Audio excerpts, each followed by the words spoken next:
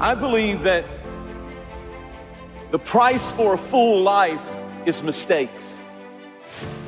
Mistakes are the price for a full life that you have to pay if you learn from them. I believe that hell wants to maim you and mock you with your mistakes.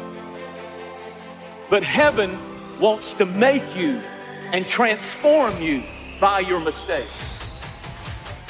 Failure should not become a prison house where you're held hostage the rest of your life by your mistakes.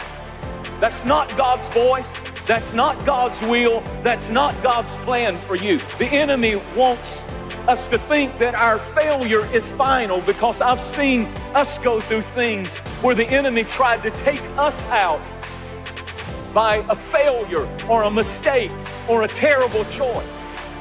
Your mistakes are not final. Your failure is not final.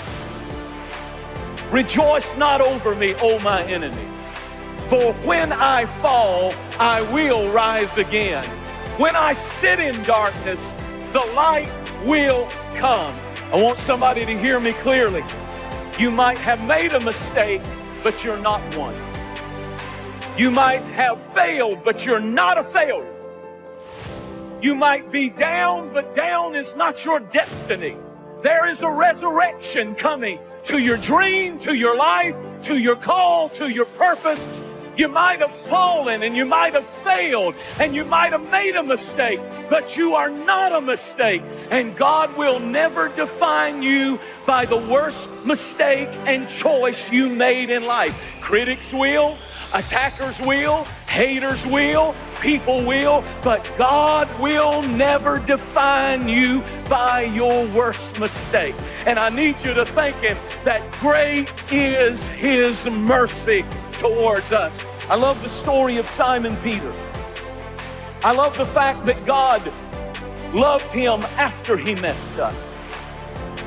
That's why when the angel appeared at the tomb, the angel said, Jesus wants me to specifically name one of the disciples by name. He said, go tell my disciples and Simon Peter to meet me in the upper room. The same guy who denied Christ, the same guy who lied, the same guy who cut a man and got violent, the same guy who failed and failed miserably.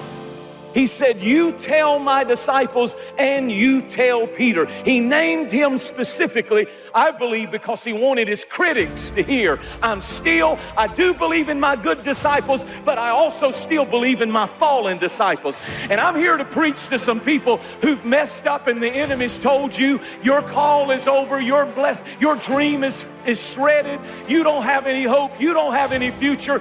There is restoration available for you, and He still has His hand on your life. Isn't this something that it was Simon Peter who preached on the day of Pentecost? He didn't choose the other 11. He chose the one who messed up. And that's what I've come to prophesy and preach to tonight, that some of you have fallen, some of you did it, some of you messed up, but the Lord sent me to tell you there's still life in your dream. There's still life in your call. There's still life in your purpose. There's still life in what God has called you to do.